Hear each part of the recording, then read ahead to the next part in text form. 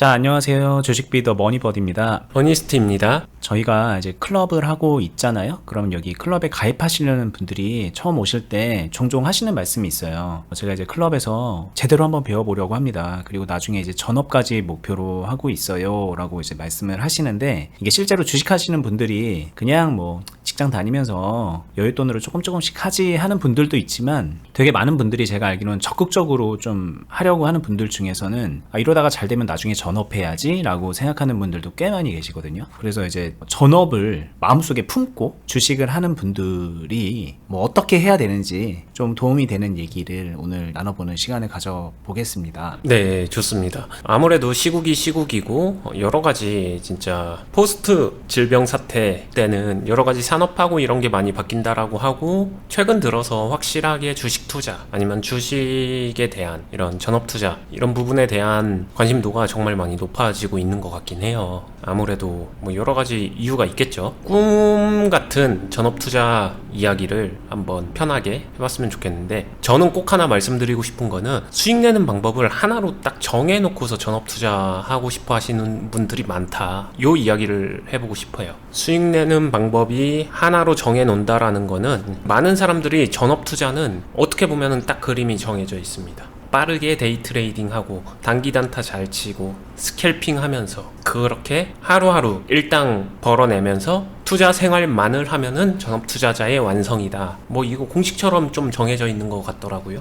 그러네요. 전업을 한다는 거는 데이 트레이딩을 한다라는 거랑 거의 동급으로 생각하는 그런 경향들이 있는 것 같네요. 그러고 보니까. 네, 이게 점점 더 이런 생각이 강화되는 것 같은데, 분위기나 이런 게 원래 처음엔 전업 투자자가 딱 그런 데이 트레이딩만을 국한해서 이야기하지는 않았는데, 요새는 그냥 약간 뭐랄까 국룰이 된 것 같은 그런 느낌이 들어서 한번 이 부분 이야기를 하고 싶었고요. 근데 처음에는 그러지 않았나요? 왜냐면 전업을 한다는 거는 이제 당장 그때그때 생활비가 필요하잖아요. 그러다 보면은 장기 투자를 하면은 안 될 것 같고, 당연히 이제 빨리 수익을 내야 될 것 같다. 이게 이제 좀 일반적인 사고 흐름이거든요. 그게 일반적인 사고 흐름인데, 그 일반적인 사고 흐름 안에 이미 모순이 들어갔다고 저는 생각은 들어요. 이게 모순인 걸 떠나서 점점 이렇게 된다라고 말씀하시니까 원래는 어땠나요? 말 그대로 전업 투자자라는 말은 그냥 투자를 전문적인 업으로 삼는 사람, 투자가 직업인 사람인 거죠. 근데 투자라는 직업을 놓고 보게 되면은 그 안에서 당연히 좋고 나쁨의 흐름이 있는 거고, 그 안에서 당연히 생산성을 갖춰야 된다, 뭐 요런 느낌이지, 이거를 무조건 하루하루 플러스를 만들어내야 되는 사람만이 전업 투자자, 이런 느낌은 좀 왜곡된 거죠. 근데 뭐 그럼 전업을 어떻게 한다는 거지? 뭐 이렇게 그때그때 수익이 안 나면은 먹고 살 수가 없을 텐데, 이거거든요. 그럼 결국엔 데이 트레이딩이 좀 기반이 돼야 되지 않을까, 이 부분인데, 언니님 말씀하시는 거는 그렇지 않다라는 거이겠죠? 아니, 그렇게 방금 전에 딱 그런 버디님 질문으로 딱 생각해 주신 그 질문이 드시는 분들은 아직 전업할 준비가 안 됐다, 이렇게 보시는 게 맞겠죠. 저는 그렇게 얘기하고 싶어요. 부족한 환경에서 부족한 시드머니로 부족함을, 모든 조건과 환경은 부족한데 욕심을 채우려고 하고 있는 게 사실 쉽지 않거든요. 이게 실력으로 커버가 될 수 있겠지만 쉽지 않을 거예요. 왜냐면은 이미 그런 상황에서는 실력이 성장하기도 힘들거든요. 그래서 이제 지금은 부족하지만 내가 이제 실력을 기르고 당연히 시드도 늘려나가면서 준비를 차곡차곡 해서 전업을 나중에 할 겁니다. 그런데 그때 가서 어느 정도 데이 트레이딩을 해야 이 전업이라는 걸 할 때 유리하지 않겠습니까? 그리고 이 실력이라는 것도 결국에는 내가 실력을 키우면은 데이 트레이딩도 잘할 수 있는 거 아닙니까? 뭐 또 이렇게 반론이 갈 수 있거든요.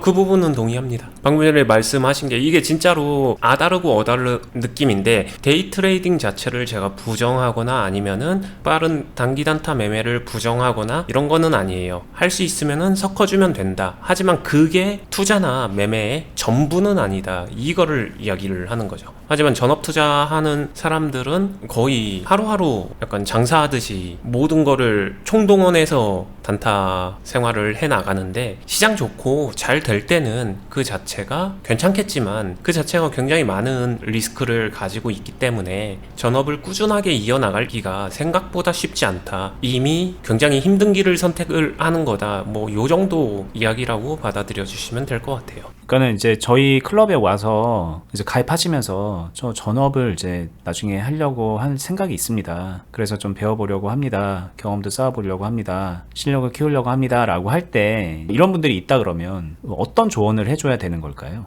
수익을 낼 줄 아는 방법을 좀 여러 가지로 많이 알아두는 게 아무래도 전업 투자자한테는 유리하다고 생각해요. 그게 구체적으로 어떤 방법을 말씀하시는 걸까요? 여러 가지 종류의 매매의 종류인 거고, 사실 이 매매의 종류는 단기 투자가 될 수도 있고 단타가 될 수도 있고 스윙이 될 수도 있고 장기 투자가 될 수도 있고 그냥 구체적으로 돌파 매매가 될 수도 있고 아니면은 매집하면서 받아가는 매매가 될 수도 있고, 매매를 하는 방법은 데이 트레이딩만 존재하는 게 아니라 정말 여러 가지 종류의 매매가 있고, 그 여러 가지 종류의 매매가 최소한 뭐가 있는지, 그리고 그런 매매들을 전부 다 다룰 줄은 알아야 되죠. 그러면 이제 그런 뜻으로 말씀하시는 건 아닌가요? 예를 들면은 단타를 하더라도 고점 돌파로만 단타를 치지 않고 혹시 뭐 다른 방법으로 단타를 치는 방법이 있다던가, 뭐 스윙을 하더라도 뭐 이런 방법이 있고 저런 방법이 있고 또 다른 방법이 있고 막 그런다던가 막 그런 뜻일까요? 근데 만약에 단타를 스캘핑이라고만 얘기를 한다고 하게 되면 스캘핑을 고점 돌파에서도 할 수도 있지만 밑에 과대낙폭주 잡기라는 식으로 뭐 그런 매매도 존재하죠. 이름은 갖다 붙이기 나름이 있지만 떨어지는 거를 잡아서 스캘핑을 치는 사람도 있고, 박스 매매하면서 스캘핑 할 수도 있는 거고, 종류는 정말로 여러 가지 종류의 매매는 존재하거든요. 그런 거의 모든 종류의 매매들을 그 안에서 다 균형을 잡을 줄 알아야 되고, 다 할 줄 아는 상태에서 자신이 지금 시장과 계좌와 종목 상황에서 나한테 필요한 매매를 선택적으로 할 줄 아는 정도가 돼야 전업 투자를 했었을 때 그래도 계좌를 지키면서 계좌를 굴려가면서, 그리고 짧은 단기간에 실현 수익을 창출해내면서 장기적으로 묵직하게 만들어내는 수익도 쌓아가면서 이런 것들을 전방위적으로 다 컨트롤한다고 보시면 되거든요.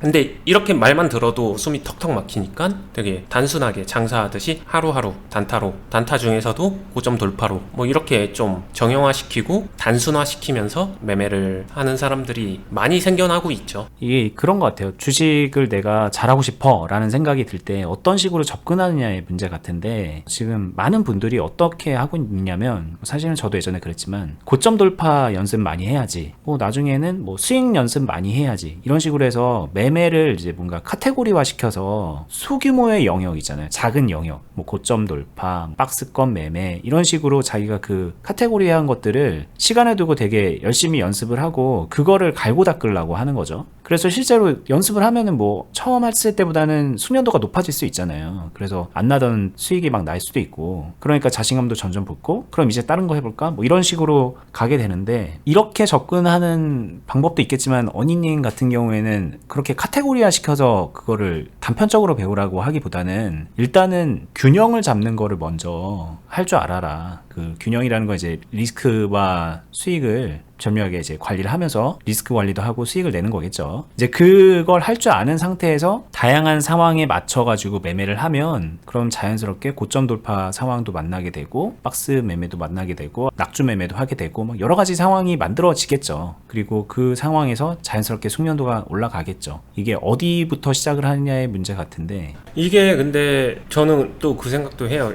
이게 성향이나 선택의 문제는 저는 아니라고 생각해요. 이게 조금 강성의 발언일 수도 있는데, 전업 투자를 한다는 거는 전업 투자 뭐 1년 하고 말고 5년 하고 말 거 아니잖아요. 전업 투자를 한다라고 하게 되면 꾸준하게 해야 되잖아요. 근데 카테고리화 시켜서 그것만 열심히 파겠다라고 시작하시는 분들이 5년 넘기기 정말 힘들어요. 뭐 넘기는 사람이 한 명도 없다 그렇게는 말 못합니다. 있긴 있을 거예요. 하지만 그 있는 사람들은 그 안에서 어찌됐든 균형을 파악했을 거고, 거의 대부분은 근데 그거를 파악하기 전에 낙오될 수 있다라는 게 높아심이죠. 실제로도 쉽지 않고, 전업으로 5년 이상 이어나갈 수 있는 사람이 과연 얼마나 될까를 보게 되면은 생각보다 많지 않거든요. 그렇죠. 그러니까 이제 결과적으로는 전업을 한다는 거는 수익을 많이 낼 수 있어야 전업을 하는 게 아니거든요. 롱런 할 수 있어야 됩니다. 오랫동안 살아남고 오랫동안 수익을 꾸준하게 만들어낼 수 있는 사람이, 그리고 꾸준하게 리스크를 관리할 수 있는 사람이 전업을 하는 거지. 일단 많은 분들이 수익을 많이 내는 사람, 수익률이 높은 사람이 되면 나는 주식으로 전업할 수 있겠지라고 생각을 하다 보니까 뭐 수익률 많이 나는 쪽으로 계속 눈이 가게 되고, 그쪽에 약간 좀 몰빵하듯이 주식을 하게 되는 그런 경향성이 생기기 때문에, 그런 경향을 가지고 주식을 하면 5년 살아남기 어렵다라고 말씀하시는 거고, 되게 무리한 발언은 아니죠.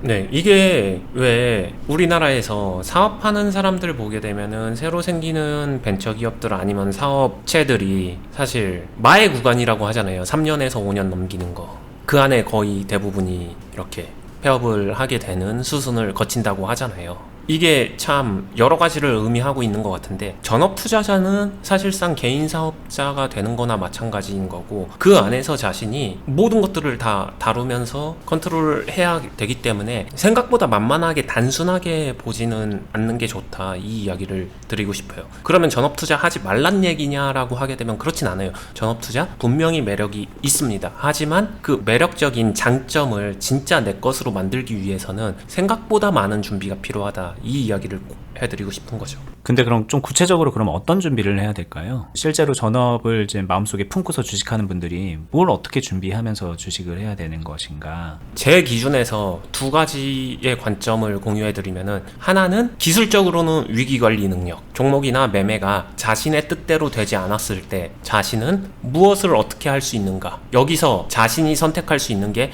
손절하면 되지, 손절밖에 없다 라고 하게 되면은 전업에 대해서는 한 번 더 생각해 보실 것을 진심으로 제안해 볼 수밖에 없죠. 그러니까 가지고 있는 소스가 너무 없는 거예요.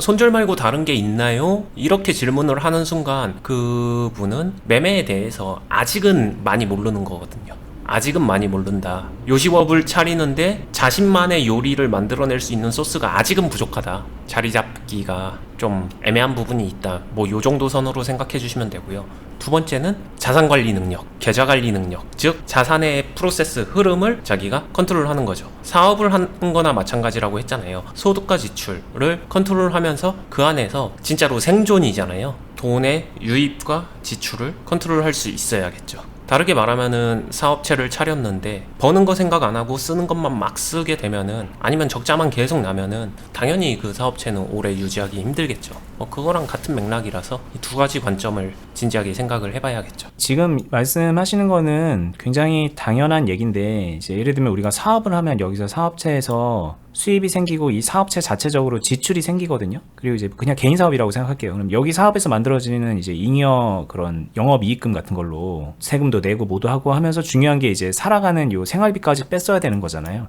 이게 이제 되게 유기적으로 잘, 뭔가 이 생활비가 여기에 잘 녹여 들어가 있고, 이 시스템이 하나가 딱 돼야지 사업체가 굴러갈 수 있는 거거든요. 먹고 살면서. 이게 이제 법인이라면 더 복잡해지는 거고. 근데 주식이라는 건 이제 다른 게 아니라 그냥 여기가 이제 주식인 거죠. 주식만 잘하면 되지가 아니라 이거랑 되게 유기적으로 묶여 있어야 되는 부분이 있기 때문에 당연히 고려해야 되는 부분인데, 많은 분들이 이 주식의 특성 때문에 이거를 무시해요. 왜? 아니야, 좀 더 벌면 되지, 내가 저 잘하면 되지, 수익 더 잘 내면 되지라는 생각에 계속 이런 거를 무시합니다. 그냥 계속 희망회로만 계속 굴리는 거예요. 또 게다가 데이 트레이딩을 하면 그날 결과가 나오니까 뭔가 좀 잘 되면은 다음날도 잘 될 것 같고 막 그런 걸 쉼없이 느끼거든요. 그러고서 시간이 지나가면 얘네가 유기적으로 굴러가지 못하면 망할 수밖에 없는 거죠. 그러니까 이제 전체적으로 이 자금이 관리되는 시스템을 잘 갖춰야 된다라는 뜻으로 말씀하시는 걸 거예요. 네, 맞습니다. 그리고 여기서 반드시 생각해야 되는 거는 투자 원금이 까일 수도 있다라는 부분이죠.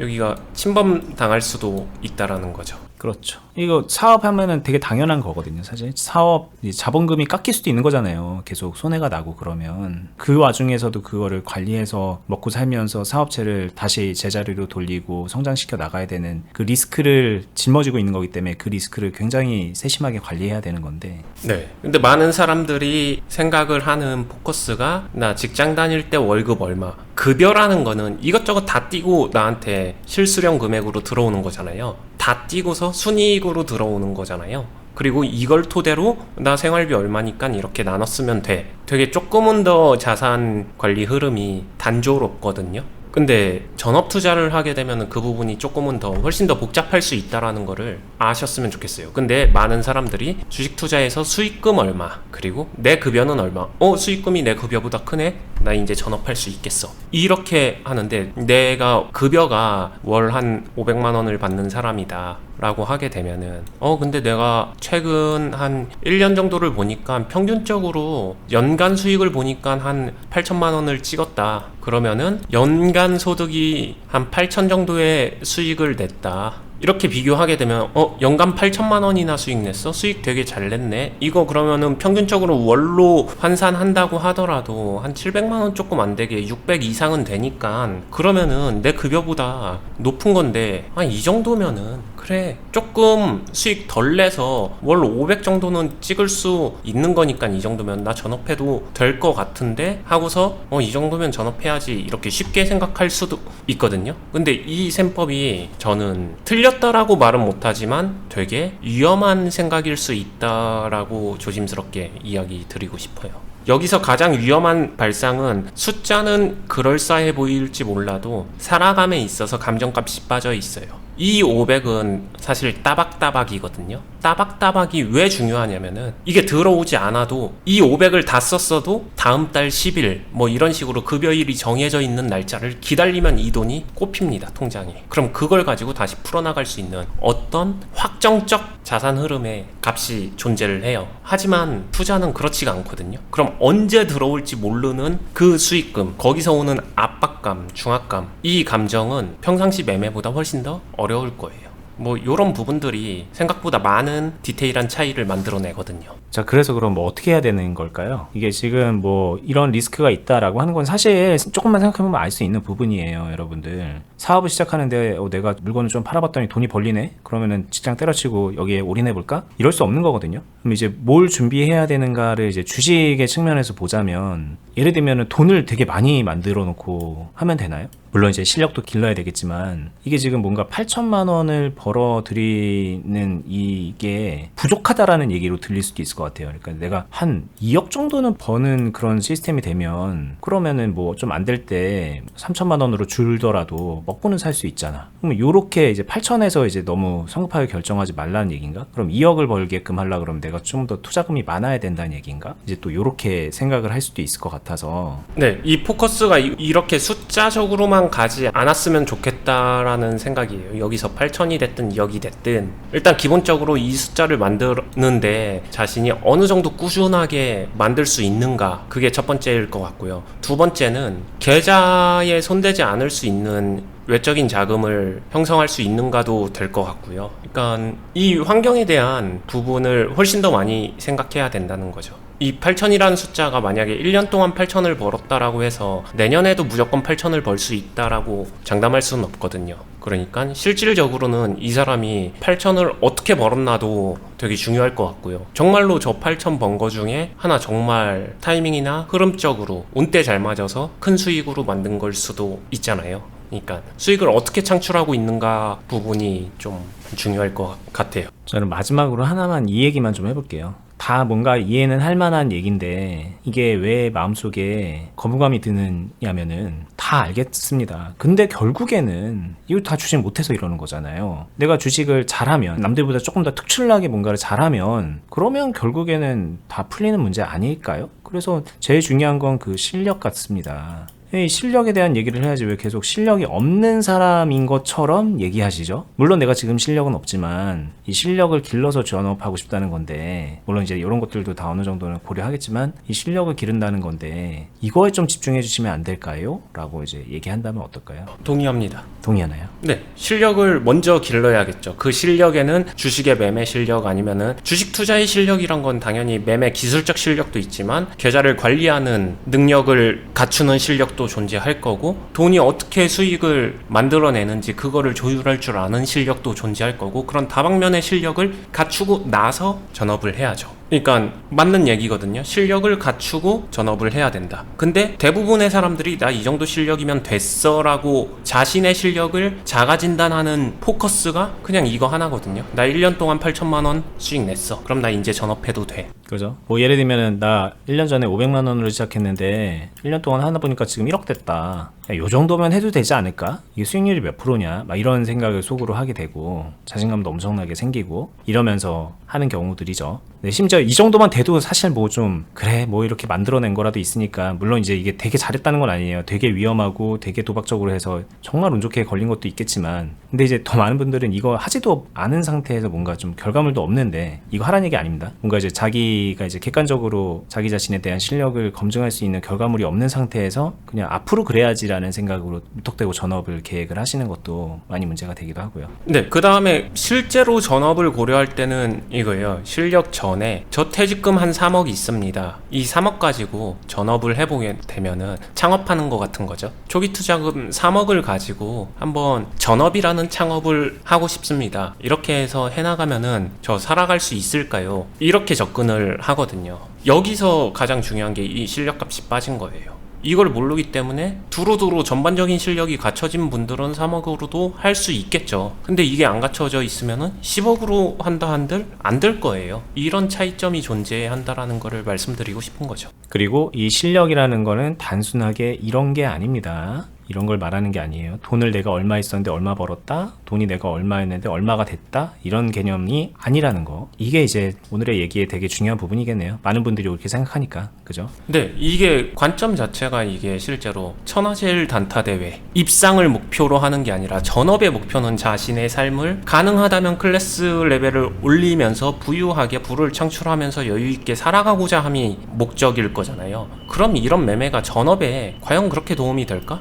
돈만 벌면 됐지, 이렇게 단순하게 생각할 문제는 아니라는 거죠. 자, 오늘의 전업에 대한 얘기는 여기서 한번 마무리를 해보도록 하겠습니다. 저희가 이제 주제를 잡을 때 굉장히 많이 참고가 되는 게 저희가 직접적으로 만나는 분들의 얘기예요. 이게 단순하게 저희 뇌에서 그냥 나오는 게 아니라 정말 많은 분들이 주식을 배우려고 하는 분들이 저희는 그 접점이 있잖아요. 단순하게 이 유튜브 댓글 보고 그러는 게 아니라 실제로 전화도 하고 대화도 하고 통화도 하고 카톡으로 얘기도 많이 나누고 그러는 회원분들이 되게 많거든요. 그리고 이제 회원이 되기 위해서 문의하시는 그런 분들, 이제 그런 분들을 수년 동안 만나면서 이제 적지 않아요. 정말 이렇게 생각하시는 분들이. 물론 주변에도 있고 그러지만 이제 그런 분들 이제 실제 케이스를 가지고 말씀을 드리는 거기 때문에 아마도 이제 많은 분들이 보시는 분들도 해당이 될 거라는 생각을 하고 있는 거고요. 그냥 이제 외면하지 않았으면 좋겠어요. 아 그래 그냥 뭐 이렇게 하면 되는 거 아니야? 뭘 그렇게 어렵게 계속 얘기하냐? 결국에 또 결론은 그렇게 내시는 분들도 많은데 저희가 이제 적지 않은 시간 동안 얘기한 이 과정에 왜 이렇게 얘기를 했는지 다시 한번 좀 되짚어 보면서 생각의 전환을 지금이라도 좀 해보시기를 좀 당부를 드려보고요. 계속 말씀드리는 투자 클럽